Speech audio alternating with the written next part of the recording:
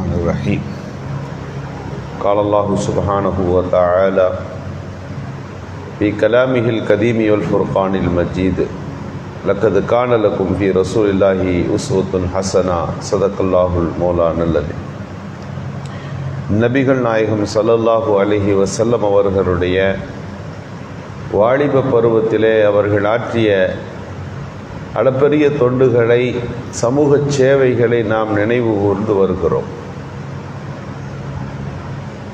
ஆடுகளை மேய்த்தும் வியாபார குழுக்களில் இணைந்தும் தங்களின் வாழ்க்கையை இளம் பருவத்தை தொடங்கிய நபி அவர்கள் சமூகத்தின் பல்வேறு பிரச்சனைகளை களைவதற்கு, சால்வ் செய்வதற்கு முன்வந்தார்கள். எல்லோருக்கும் பாதுகாப்பு பெருமானாருடைய முதல் திட்டமாக அந்த மக்காவிலே இருந்தது. எல்லோருடைய உயிரும் அங்கே பாதுகாக்கப்பட வேண்டும் என்று வருகின்ற போது சண்டை சச்சரவு இல்லாத ஒரு சூழல் உருவாகணும், பிரச்சனைகள் இல்லாத ஒரு சூழல் வரணும். இருக்கிற பிரச்சனையே பெரிய பிரச்சனையாக இருக்கும்போது புதிய பிரச்சனைகள் தலையெடுத்து விடாமல் இருப்பதற்கு ரசூலுல்லாஹ் முயற்சி எடுத்தாங்க. அப்போது காபத்துல்லாவை சரி செய்கிற புனரமைக்கின்ற பணி நடந்து கொண்டிருந்தது. எல்லாத்தையும் செஞ்சுட்டாங்க. அதை பிரிக்கின்ற போது முதலில் ஹஜ்ருல் அஸ்வத் கல்லை எடுத்து ஒரு இடத்துல வைத்து விட்டு தான் காபாவின் ஒவ்வொரு செங்கலாக எடுத்து அதை அவர்கள் கட்டினார்கள். கட்டி முடிக்கின்ற போது காபாவில் அந்த கல்லை பொருத்த வேண்டிய ஹஜ்ருல் அஸ்வத் கல்லை மூளையில் வைக்க வேண்டிய ஒரு நேரம் வந்தது. யார் எடுத்து கொண்டு வந்து வைக்கிறதுன்னு ஒரு பிரச்சனை வந்துடுச்சு. அங்கே இருக்கக்கூடிய கபீலாக்களில் உயர்ந்த குலமாக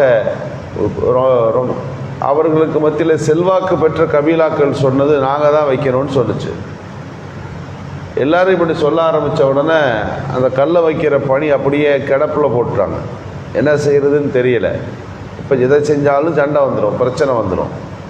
இறுதியாக காபாவின் பணியெல்லாம் முடிஞ்சிருச்சு, கல்லை வைக்கிறது மட்டும்தான் இருக்குது. என்ன செய்வது?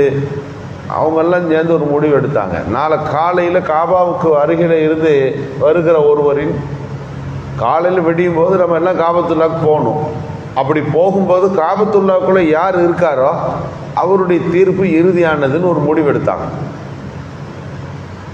இன்றைக்கி காபாவினுடைய வளாகம் என்பது வெளியே இருக்கிறோம். அன்றைய காலத்தில் ஒருவருக்கு பிரசவம் ஆகாது இருக்கிறது, அவர் பிரச்சனையில் இருக்கிறார் என்றால் ஒரு நிமிஷம் காபத்துல்லா உள்ளே கொண்டுட்டு போயிட்டு வருவாங்க, உடனே பிரசவம் ஆகிவிடும். பெரிய பெரிய பிரச்சனைகள் அந்த காபாவின் உள்ளே நின்றாலே போதுமானது. காபா என்ற ஒன்றை சுற்றி நாம் வணங்குகிறோம், அது கிபிலாவாக நமக்கு ஆக்கப்பட்டிருக்கிறது. அன்றைய காலத்தில் காபா உள்ளே போய் வருவது என்பது சாதாரண வழக்கம். உள்ளே தான் தொழுவார்கள். ரசூலுல்லாஹ் கூட மக்கா வெற்றியில் காபத்துல்லாவுக்குள்ளே தான் நின்று தொழுகை நடத்தினார்கள். அந்தளவு ஒரு விசாலம் உண்டு அதற்குள்ளே. 3 தூண்கள் இருக்கிறது அல்லவா, அதாவது ஒரு 4 சஃப் அளவுக்கு இடம் தெரியும். உள்ள ஒரு சஃப்பில் ஒரு குறைந்த நபர்களாக இருந்தாலும் ஒரு சஃப்புகளாக அணிவகுக்க முடியும். அந்த அளவுக்கு உள்ள விசாலம் இருக்கிறது. நபிகள் பெருமானார் ஸல்லல்லாஹு அலைஹி வஸல்லம் அவர்கள் இரவு நேரத்தில் வெளியூர் போய்விட்டு, எப்போதுமே வழக்கம் காபத்துல்லா வந்துட்டு தான் வருவாங்க. வீட்டுக்கு போகிறதா இருந்தாலும், வெளியூர் போகிறதா இருந்தாலும் சரி தான், வெளியூர்லேருந்து உள்ளே பிரவேசிப்பதாக இருந்தால்தான் ஃபஸ்ட்டு விசிட் எங்கன்னா காபா. அதுதான் அவர்களுடைய எல்லோருடைய வழக்கமாக இருந்தது.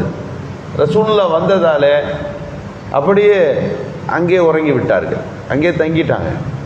மக்களெல்லாம் ஒன்று கூடி காபத்துல்லாவில் இருக்கிறவர் சொல்ல கேட்கணுன்ட்டு வந்து பார்த்தா ரசூலுல்லாஹ் உள்ளேருந்து வர்றாங்க. பெருமானாரை பார்த்த உடனே எல்லோருக்கும் சந்தோஷம். இவர் நீதியான மனிதராயிற்றே, இவருடைய சொல்லை நாங்கள் எல்லோரும் அங்கீகரிப்போம். என்ன விடை சொல்லுகிறாரோ அதுதான். நபிகள் பெருமானார் ஸல்லல்லாஹு அலைஹி வஸல்லம் காபத்துல்லாவுடைய கல் பதிக்கின்ற அந்த பிரச்சனைக்கு என்ன முடிவெடுத்தார்கள் தெரியுமா? எல்லாருக்கும் அந்த சிறப்பு கிடைக்கணும்னு யோசிக்கிறீங்க. எல்லாரும் அந்த கல்லை கொண்டு போய் வச்சது யாருன்னா அவர் எல்லாருடைய பேர் வரணும். ஒரு குறிப்பிட்ட நபர் சார்ந்து இருக்கக்கூடாது. எல்லாருக்கும் அந்த பெருமையும் சிறப்பும் கௌரவமும் கிடைக்கணும். அவ்வளோதான் உங்கள் பிரச்சனை. ஒரு தான் வைத்திருந்த ஒரு போர்வை கீழே விரித்தார்கள், கல்லை தூக்கி போர்வையில் வச்சுட்டாங்க. எல்லாரும் பிடிங்கிட்டாங்க. முக்கியமான கிளைகள் 4 பேர் 4 பக்கம் பிடிங்க. 4 பேரும் அதை தூக்கினார். எல்லாருக்கும் சந்தோஷம், நம்ம தான் தூக்கிட்டு வந்தோம், நாமும் இந்த பணியில் இருந்தோம். எல்லோருக்கும் மனம் அங்கே ஒத்து போய் விட்டது. பக்கத்தில் வச்சவன எல்லாரும் சேர்ந்து சொன்னார்கள், நீங்கள் வச்சிருங்கன்னாங்க கள்ளத்துக்கு. அல்லாஹ் பெருமானாரின் கரத்தாலே அந்த கற்களை வைக்கின்ற, ஹஜருல் அஸ்வதை காபாவில் பதிக்கின்ற ஒரு வாய்ப்பை அல்லாஹ் ஏற்படுத்தினான். எல்லாரும் அந்த கற்களை தூக்கி கொண்டு வந்து வைத்தார்கள். உலகத்தில் நபி அவர்கள் அந்த பிரச்சனையை தீர்ப்பதற்கு கையாண்ட விதம் 1400 ஆண்டுகளுக்கு முன்பு அவர்கள் மேற்கொண்ட அந்த விதம் இருக்கிறதே, அது உலகம் முழுக்க இருக்கக்கூடிய நீதி போதனையின் புத்தகங்களில் இந்த நிகழ்ச்சி இடம்பெற்றிருக்கிறது. ரசூலுல்லாஹ் செய்யும் போது ரசூலுல்லாஹ் நபியாகவே இல்லை, ஒரு வாலிபராக அங்கே மக்காவில் வாழ்ந்து கொண்டிருந்த நேரம். இப்படி சர்ச்சைகளுக்கு என்ன காரணம் என்று பார்த்தார்கள். ஏன் இவங்க 2 பேரும் இந்த 2 குழுக்கள் ஏன் சண்டை போடுகிறார்கள், இவர்கள் ஏன் சண்டையிடுகிறார்கள், எல்லாரையும் ஆராய்ச்சி செய்தார்கள்.